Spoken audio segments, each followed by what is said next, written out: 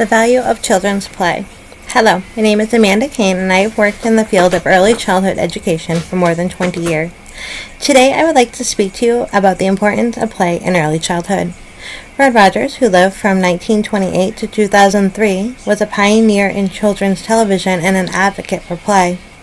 He was quoted as saying, quote, "Play is often talked about as if it were a relief from serious learning. But for children, play is serious learning. Play is really the work of childhood." End quote. Let us think about that for a moment. As adults, play is often seen as frivolous and often just for recreation and fun when it is challenging work for children. So much time and energy goes into play, and it is productive and important. Children learn from the world around them through play, and play is essential for early childhood development. What is play? Play is a way to learn, to make meaningful connections in the brain. The definition of play, according to startingblocks.org, an Australian government website, is, quote, "Play is an activity where children show their remarkable ability for exploration, imagination, and decision-making." While play is often described as children's work, it is intensely enjoyable for them. The type of play children engage in and its purpose changes over the course of childhood from infancy to adolescence. End quote. There are many different types of play that children engage in. According to an article by Amanda Rock and published on verywellfamily.org, there are 11 distinct types of play. A few examples are independent play, parallel play, and cooperative play. Even the youngest children engage in play. Independent play is where children play by themselves. They are learning to occupy and entertain themselves. Parallel play is a toddler play pattern. Before joining into collaborative play with others, toddlers play alongside each other. They could be playing the same game but in two separate worlds in their own heads. Cooperative play is when children begin to play together. This type of play is more common in children ages 4 and 5, but can be seen earlier, especially in children with older siblings. There are many different types of play, but what exactly do children learn through play? Play helps children develop and cultivate skills through every domain in development.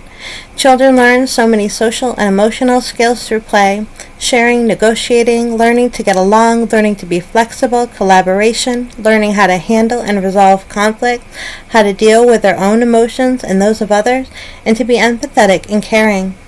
Play really is demanding work for children. They are learning everything they need to be a productive member of their community later. Children learn how things in their world work. They learn problem solving and set a foundation for later learning.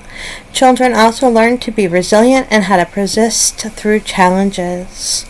Besides all of the learning benefits, there are other benefits for children as well. Children who play outside and are more physically active are more likely to be healthy and fit. In a world where more and more people are living sedentary lives, obesity in childhood is skyrocketing. Play can also reduce stress in children, leading to more joyful and happy people. Many countries around the world are adopting play-based education models for their youngest society members because it best supports human growth and development. There are still many who do not believe play-based education is best. Peter Gray is a developmental psychologist who has studied play in children extensively. He has published countless books, articles, and blogs on the subject of play and advocates for child-led play without adult interference. He has co-founded a website called letgrow.org that advocates for children to be able to have more autonomy and independence in their play. In recent years, parents have been increasingly hands-on in their parenting and overprotecting their children to the point that is detrimental to their growth.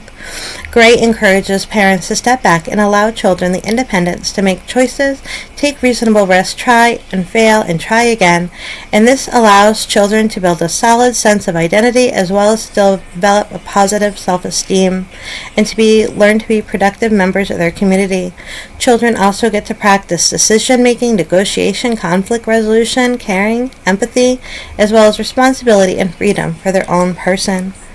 There are so many early childhood programs that push academic tasks that are not developmentally appropriate. The National Association for the Care and Education of Young Children, also known as the NAEYC, advocates for the developmentally appropriate practice and outlines them in their education of teachers. Children who are expected to perform academic tasks like worksheets and formal work are at risk of having low self-esteem because they will not be successful in their attempts to complete them. Developmentally appropriate practice includes ample time and opportunities for children to play, as well as many different materials for children to play with.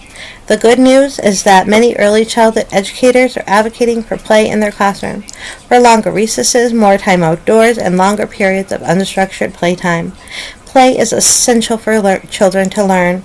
Play is the challenging work of children, and it sets a solid foundation for future learning and for social and emotional development.